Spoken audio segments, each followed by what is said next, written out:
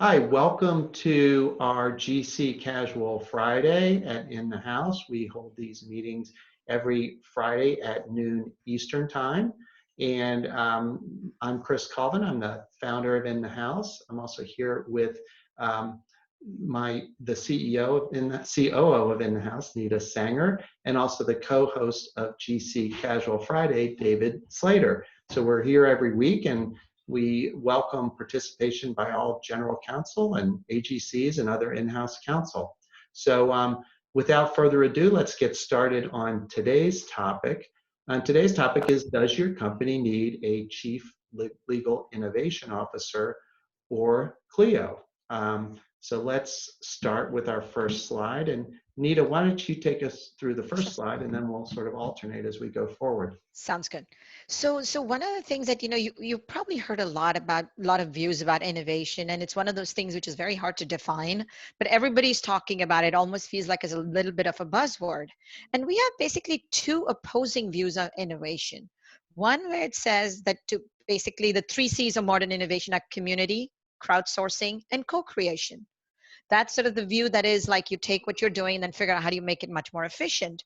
Whereas you have somebody like Steve Jobs, and you can see what he's actually done and how he's sort of created products and solutions. He said it's really hard to design products by focus groups. A lot of times people don't know what they want until you show it to them.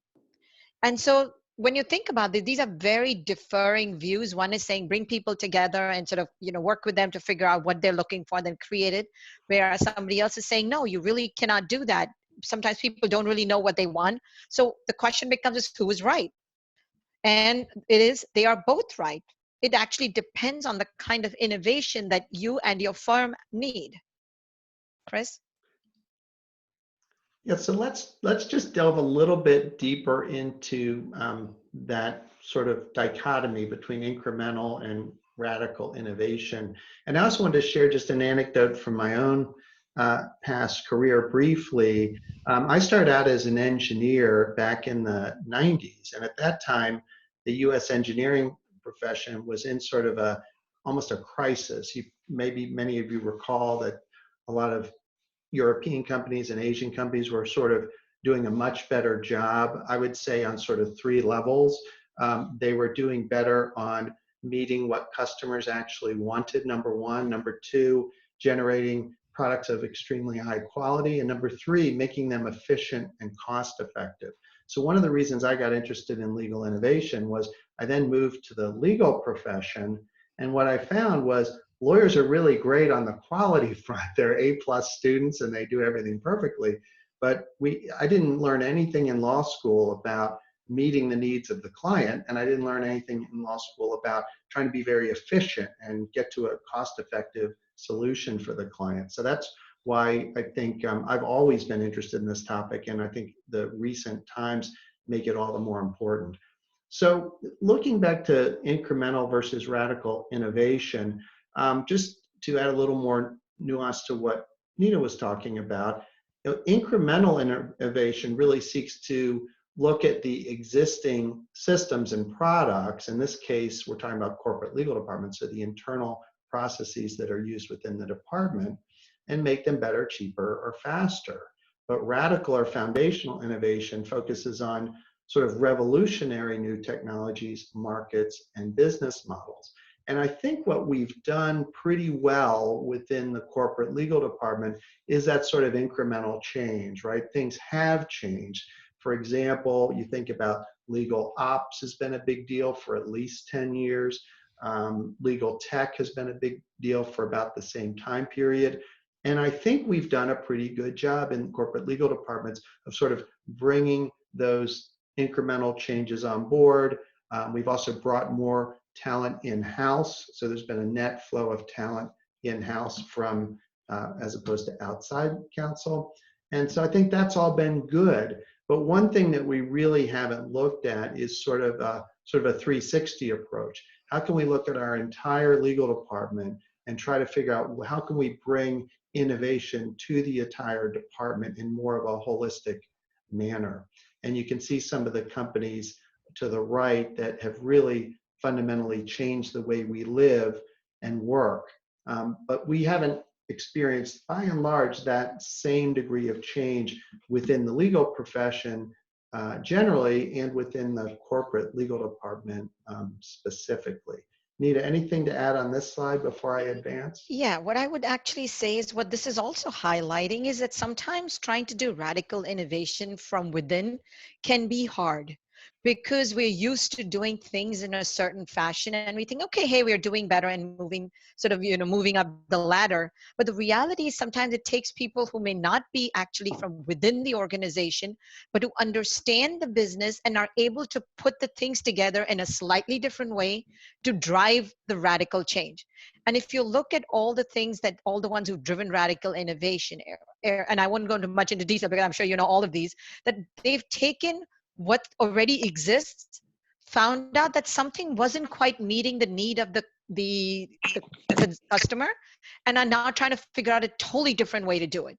That is the real value of radical innovation. And I think that's what we're suggesting, that a lot of good work has been done, but to have, you might sometimes need to bring in someone from the outside who can help sort of think about things in a slightly different way and take it to the next level.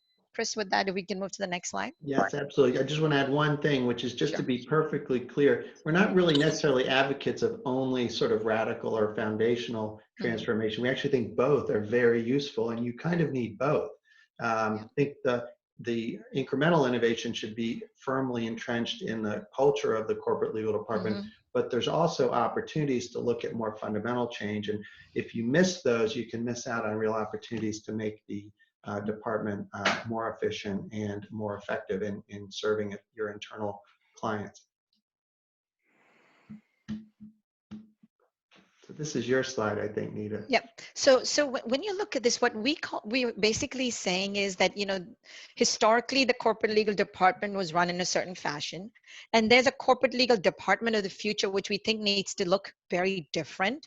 And a lot of work has already been done, which means, as you can see, we're already saying that we made a lot of progress in it.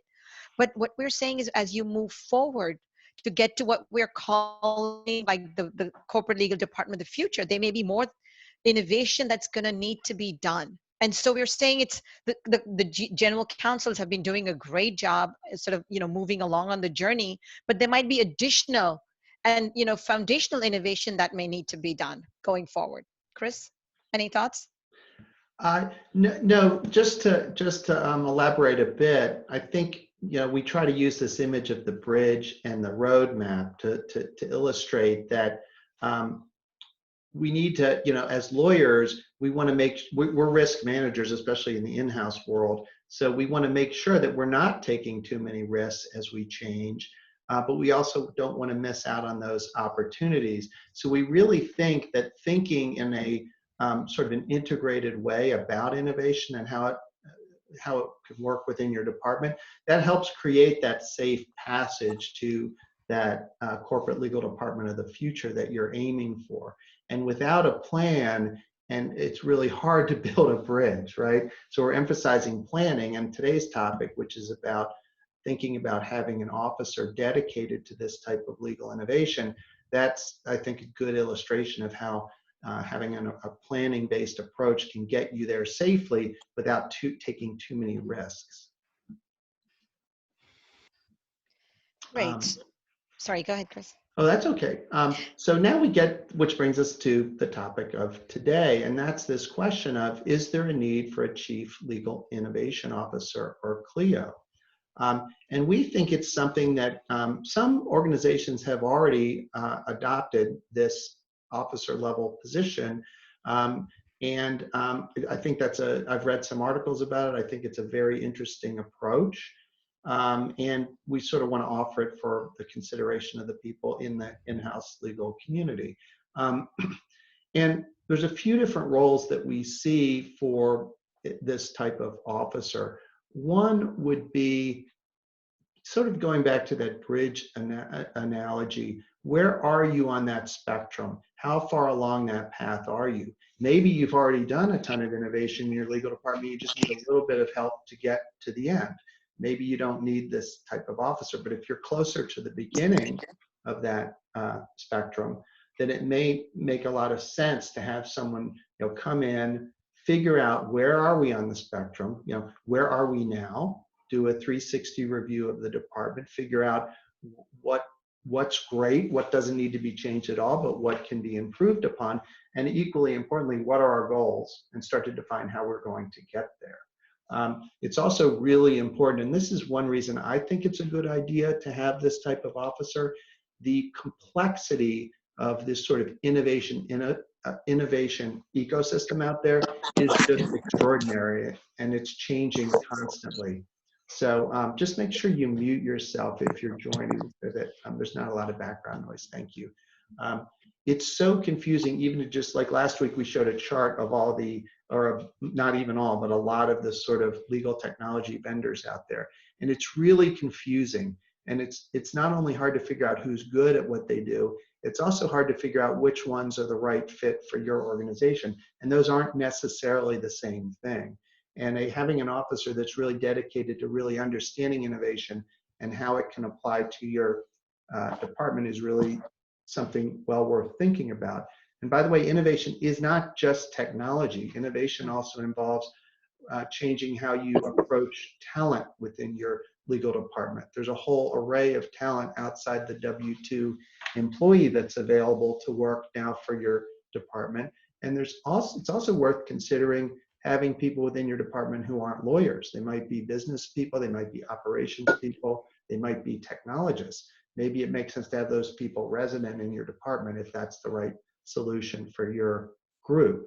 And also, of course, it's good to have someone in the legal department to champion innovation internally and externally, both with the C-suite, with the business units and the clients within the business units, and also to peers in other organizations that you want to connect with. So, and that's actually an important point with lawyers, because many lawyers haven't spent too much time thinking about innovation. I don't blame lawyers for that, because they never taught us anything about it in law school, and most of the law firms we grew up in also didn't have an emphasis on it. But it is important to have a champion so that people understand, well, what are they talking about? Why do lawyers need innovation? Why do lawyers need technology? And I think it is important to have somebody, even if you don't have a full-time officer position, might be worth considering having this be part of one of your colleagues' responsibilities. And then additionally, I think this is an important point too. You really need to socialize the change within the department. There is a change of culture required to one degree or another to bring innovation to more innovation to corporate legal departments. So I think all these are really important roles for this person. And Nita, what do you have to add? So what I would actually say is that this role is a very complex role. There is no one right answer for any corporate legal department. It really depends on what you're looking to do. So it's not like we're advocating one way or the other.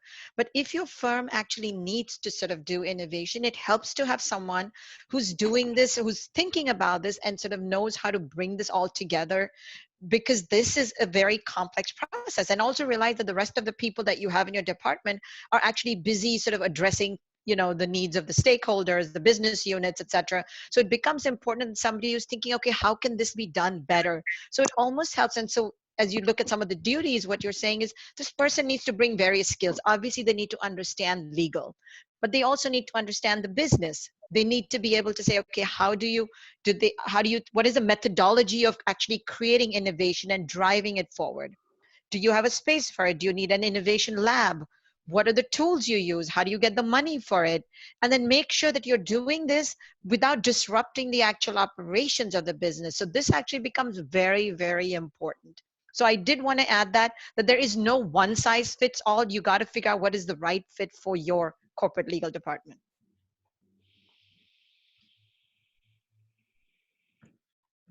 And this is your slide, Nita. All right. So some of the abilities that are going to be needed in the chief legal innovation officer.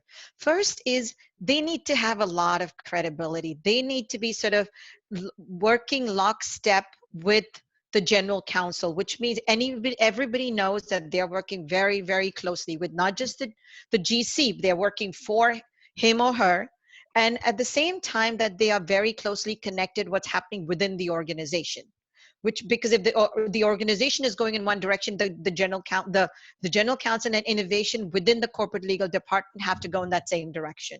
So they need to have a lot of credibility, not just within the department but within the firm.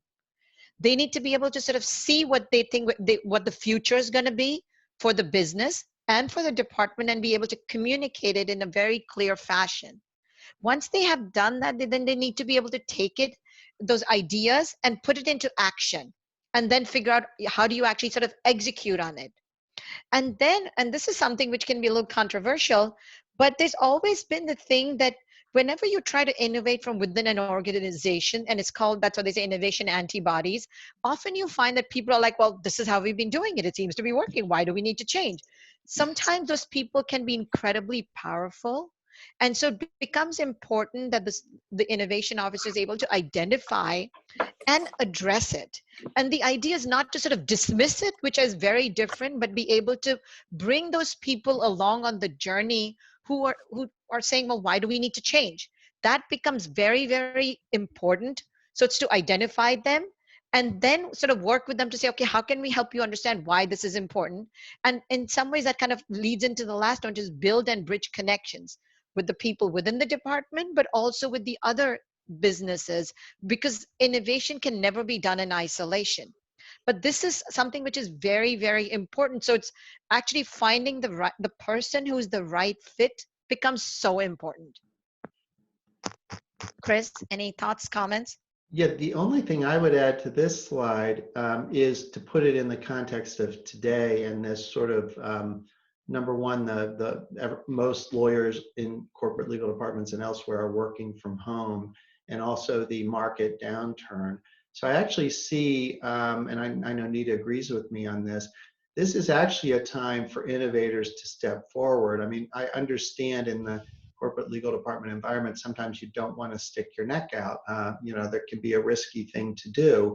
But we're sort of in an environment now where I think taking a little bit of risk to make some changes will actually be seen as a really positive thing and as a proactive move to make.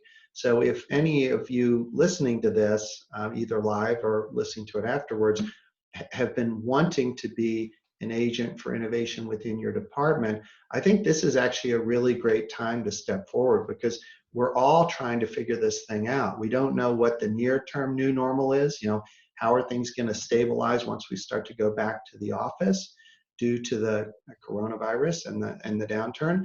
But we also don't know the long-term new normal, which is what are we going to learn during this process, and how can we put some of what we learn to play into the long-term futures of our organizations, even when the threat is the healthcare threat is way back in the rearview mirror. So I think that really think about these factors in the context of today and what contribution you can make within your own legal department, whether that's in a formal role like we're discussing, or a more informal way of achieving the same thing. And I think that's the end of the slides. Yeah. So and then once again, what we would want to emphasize is that there is no one size fits all. You really got to decide whether you want to bring on somebody full-time. The other part is going to be that whether this person you want to bring in, and we've talked about this, like where you can bring in somebody who brings in that expertise, can come in, do this for you, and then step out, so that they help you get to where your business needs to be, and then they could do that. So in that fractional role that we've talked about. So it's each one has to determine what the right approach is for their particular organization. Absolutely. So these are some of our thoughts. And one thing I just want to reemphasize is this is a concept that I think in a larger organization would actually make a lot of sense to be embodied in a person with a full-time position. But if you're with a smaller organization, I still think it's a very valuable concept to think about. Well, and you all have seen this in the in-house world, people often hold multiple titles. So this could be a second title to add to someone, maybe a chief IP counsel or someone like that who already knows technology. So I'd love to just throw it out there for any questions, comments, thoughts. Do you guys like this idea? So I like what David actually etc. said over here. Yeah. He says, great spirits always encounter violent opposition from mediocre minds. Unfortunately, that is very true. But I guess the other part to also realize this, that change is hard, which is why most people are not comfortable with change. Let's be honest about it. But right now, we are living in a world where things are changing, and change is sort of becoming like, so the only thing constant in life now is going to be change.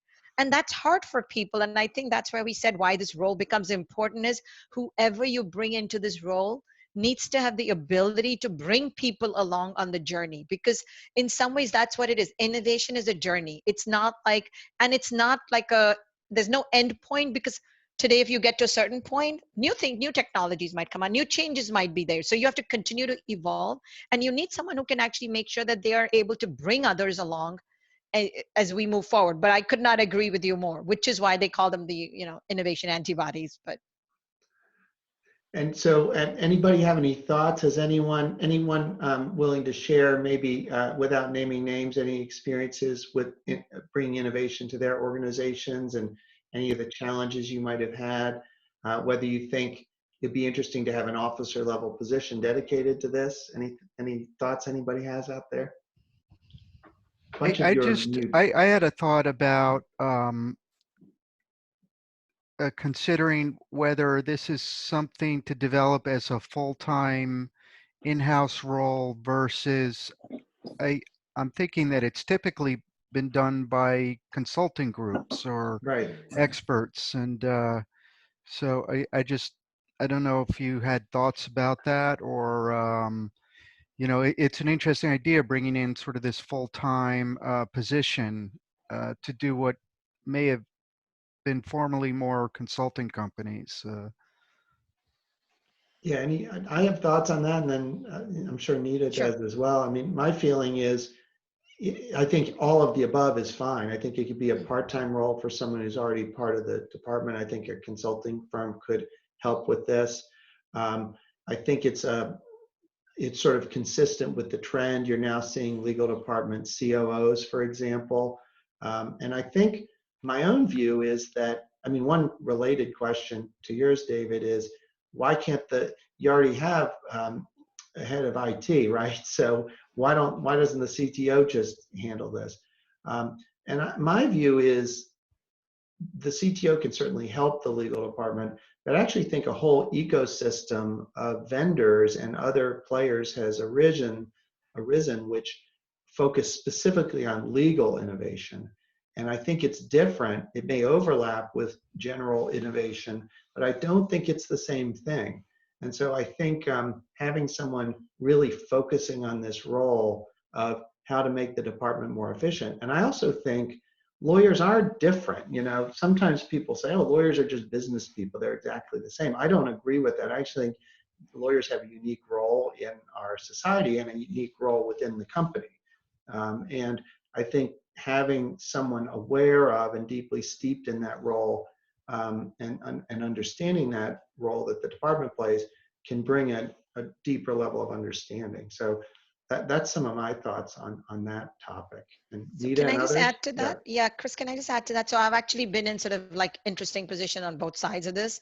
So one is when I was doing that for Deloitte's audit business, I was a consultant within Deloitte, but in a different, like in the consulting side, not on the audit side. So I was brought in, but I understood the firm. I understood the culture of the firm, but I did not understand audit. So but then people knew that I was working for the CEO and with the CEO. So then I was able to drive the innovation and transformation. And whereas I went into like a Walters Kluwer as being brought in from the outside, there is no one right answer. And sometimes bringing in like somebody from the outside, like just a consultant, they have to understand your business. They need to understand the culture, how the firm operates before they can add value. So, but it's the more important, what happens is it has to be the person. You have to find the right person with the right mindset, because also in this role the person has to realize that they probably don't have all the answers and need to know where to get that. And sometimes what you do is, and this is what we had done, was we brought in industry experts from outside and the people from within the firm to actually help get that mindset of, okay, what is the business going to look like in the future? Because remember, we said you have to be able to look beyond just sort of saying, okay, we add in one tool, one solution. Somebody who can see that big picture, and no one individual has all those capabilities. You might need to have to know where to go to find the answers and bring that together, which you may find within the firm, and that probably might be the right answer, but sometimes not. And it's not just only technology. So where, Chris, where you said it cannot just be a technology person, it needs to be that combination of understanding the bigger picture, where technology being part of it. So whatever the team that you put together will definitely need to have somebody who understands technology. Yeah, and I agree with everything Nita said. I think one of the challenges in bringing innovation to legal is we're not used to talking about it, right? It's sort of, it's almost new vocabulary for a lot of us. I wanted to give a concrete example also of the type of innovation that some legal departments are looking to bring on board. And Nita and I have been involved in a little bit of this work, which is creating a platform for your department which is integrated and becomes sort of the embodiment, the sort of physical embodiment of the innovation you're bringing to the department. So a platform where your vendors, including your law firms and legal technology vendors, are required to register on the platform so that you can keep track of them, you can communicate with them in a confidential way. And also the various employees within the legal department, as well as any consultants and independent contractors you may retain, can all be on that platform and sort of keep in touch with each other. And there's at a very basic level, if you're in a startup, you could just have a Slack group, right? And the GC and others in the legal department could be added to the Slack group for the company. But we're actually talking about something more integrated, where it becomes sort of an innovation platform for the legal department to deal with innovation in that unique environment. So that's something that is not done very often, at least in the experience of the legal departments we've spoken with. We think it's something that could be really useful. Imagine if we had that now during the work from home, how much easier that would have been. So I think that some of these ideas that maybe seemed in the distant future, all of a sudden feel like, well, why aren't we looking at some of this now? So you all have been pretty quiet. Anybody want to join in and give thoughts, questions, etc.? Oh, okay. There was some. I have one, Chris. Yeah. So I've spent the bulk of my in-house career in smaller law departments, smaller companies. I'll give you an example. When I was at Kobe, we were about 400 million in sales. I started the law department. I got it up to a paralegal and an attorney, let's say. Right. But, an ACC definition, small law is 5 or less, and about 60% of in-house counsel practice in smaller law departments. Right. If that statistic still holds true. So applying this type of model, whether it's insourced or, you define an internal role versus, bringing in an outside firm or consultant to help, talk about the marketability of this to the smaller law departments. I'd be curious for that, because it seems to me that this approach, the way it's being, you've been describing it, is really perfectly aligned for the larger groups and companies. So can I just make a comment on that? Yeah. So the reality is that a number of the smaller law firms, unfortunately, are not going to be able to continue in the same fashion that they were in a market downturn, because what's going to start happening is they were already facing pressure. And, my comment is they're probably going to need to figure out another technology approach of how they serve their clients. And so we already know some, startups that are actually trying to create that platform, where they're bringing a lot of the smaller law firms, are bringing a lot of law firms on board so that you're able to market and using that as a way to go market to GCs, instead of saying, okay, I'm just a specialist in M&A, whereas Chris is a specialist in IP. And then you're sort of be able to partner with people to provide that. So I would say you're right. The role of the chief legal innovation officer may not be something that a mid to small tier firm would necessarily be able to bring on, but they really do need to think in a different fashion how they would think about their business. And and people are already trying to find solutions for that. And this whole platform play, and Chris will tell you, we talked to them and it's apparently they've been doing it and they're moving really quickly. And so that people can then become, so it's almost like the equivalent where you're going to be able to get onto the platform and use that as a way to sort of market your services and partner with others. So I think that to me feels like it might be an approach that might be better for a mid to small tier law firm, similar for a small to mid tier corporate legal department. You may not want to, bring on a full-time person. Then you might want to go to some of these kind of platforms, et cetera, to get the services that you need. So I think we're in a market that's changing very rapidly. And as the needs and the pain arises, people are going to try and fill solutions for those. And that's, I remember when Chris was mentioning the sort of creating that single platform for people to go to. Yeah, I definitely agree with that. I also think another thing to think about, it's an excellent point, Vince, and not, obviously if you have 3 people in the department, you're not going to make one of them this officer, right? Although it's even worth thinking about having it be people wear many hats. Maybe it's one of the hats, either formally or informally, who's charted with actually taking a broader look at innovation and how to bring it to the department. And by the way, innovation is not just technology, it's all the things, people, processes, technology. Technology really comes last after you've figured out what are your optimum mix of people and what is your optimum set of processes within the department. But I sort of think of the analogy of, you could go to get a fancy suit, right? A bespoke suit, and you could spend, I've never spent this, of course, but you could spend $20,000, I'm sure, on a suit, and the guy comes to your house and you get this beautiful custom bespoke suit. But you can also go off the rack and get a pretty darn good suit off the rack. And I think if you have a smaller department or a smaller firm as Nita raised, either way, you're probably going to be looking for more of an off the rack solution. And there actually are those types of solutions, as Nita suggested, hitting the market. So what might happen is, and this is just thinking a little bit ahead, I don't think we're quite there yet, but why not have a community of smaller legal departments work together and have them work with a cluster of smaller law firms, right? There's a nice alignment there. Yeah. So, what we're talking to that provider she mentioned about, well, maybe we onboard some solo GCs and GCs at legal departments with fewer than 10 people. Think about onboarding onto that platform, and you get some of the benefits of the platform. You get access to a sort of a marketplace of vendors that you can take or leave at your disposal at your own choice.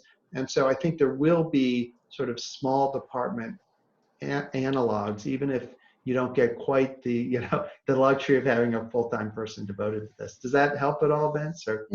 Absolutely. And I saw Lisa Horowitz made a comment about it. Law firms needed to. I think she's dead right on that, because with the smaller in-house departments, as much as our owners would like to say do it all in-house, you can't, because there's typically the issues are there. So you are reliant on your outside partners. Right. And your outside partners, the law firms, need to be on board with an approach like this. Yeah, and one of the things that Anita and I are encouraging is think more, and innovation is partly about thinking. So when you think about your team, if you have a cluster of law firms you really trust and that you know that they really have your best interests at heart and they're not just trying to maximize the billable hours, they can be viewed as part of your team, right? They really are part of your team. They work for you, even if on a part-time basis, and even if they have other people they work for. So think about, when you think holistically about innovation, I think your law firms can be part of the process. And if you happen to be a small legal department that's hiring a larger law firm, maybe they should be helping out you with technology, right? Maybe they should have, maybe you can push them to be a little bit more advanced in their technology and help create opportunities for you to be more efficient. So I think it's not just outsourcing billables to law firms. You can actually lean on them to help make your life better within a small legal department, is one view I have. And right now, there's a ton of leverage over law firms, right? They're worried about their own businesses and their own income. And it's a good time to sort of, I don't want to be cold-hearted about it, but it's a good time to extract those kind of concessions. Like, you need a commitment to alternative fee arrangements, et cetera, right? And many of them are already thinking about this, and they may not have that much of that burning platform before. They know they now need to think about all of this, and and I have a feeling if one or two of them start doing it, the others are all going to follow suit, and because they realize they want to keep their clients. Yeah, and one thing, this is a learning from the big legal department world. A lot of big legal departments force all their vendors to be on some type of platform, and there's all kinds of them out there. And it's sort of a mixed bag in my experience. But there's no reason a small legal department can't do the same thing. There's products that can help you keep those vendors on a tight leash, keep them on the straight and narrow. And you'll find that right now they're going to sign up. They'll be waiting in line, I guess, 6 feet apart to sign up for these things, right? Because they'll want to be on a preferred vendor list. Because when things start to come back, they're going to want to be on the short list to get the work. So this is a great time to sort of, I think it's a time to almost reinvent the way you do things in-house, but also reinvent your relationships with outside providers. Maybe even take a look at some of the alternative legal service providers out there, because there's some interesting things happening there. So thanks, Vince. Anybody else have any thoughts or suggestions or questions? We still have about 5 minutes, so we have time for 1 or 2 more questions. Oh, Lisa has a great comment. Creates stickier relationships between firms and legal departments if using the same innovations. Yeah, right. That can be good and bad. You don't always want to be joined at the hip. You may need to have some surgery to get rid of a firm if things don't go well. But anyway, so that's a good point. But I do think, I actually think legal departments are more, there's the exceptions to every rule, but in general, it seems to me legal departments are actually further down this innovation path than the firms. And I think this is a great time to say to the firms, there's actually some exceptions to that. I know some firms that are very innovative. There's even firms that have their own chief legal innovation officer, which I think is a cool thing. But it's a great time to sort of say, hey, law firms, you're gonna need to catch up with me a little bit. I'm here. I may not be to the end of the line, but I'm here. You guys are back here. So it's time to play catch up. And people are, I think, willing right now to have those sort of conversations. So I'd say strike while the iron's hot and make the most of, this. I think in a prior presentation, we talked about don't let a crisis go to waste. And it sort of seems like a hard-hearted way to think of things, but it is true. You need to take the silver linings in a crisis. And one of the silver linings is people are going to be willing to jump through more hoops and be more creative to serve their clients. All right, well, we're about at the end of time. So Nita, any last thoughts that you have on the subject of the CLIO or related topics? No, I think we've had a good discussion, and if anyone has any questions or comments, happy to talk to them and give additional thoughts on this. Wonderful. So this will be available. This recording will be available. We'll put the slides and the recording up on our site, and we'll probably post it on LinkedIn. So people that want to see it, you can always email me at chris@inthehouse.org if you have any questions about GC Casual Fridays or about In the House in general. David, thanks again for being a great co-host for these Friday sessions. Anita, great to have you as part of the team now. And we'll hopefully see a bunch of you next week. Thank you. Thank you, everybody. Take care. Okay, Bye-bye. bye. Have a good weekend. You too. Take care, Bye-bye. everybody.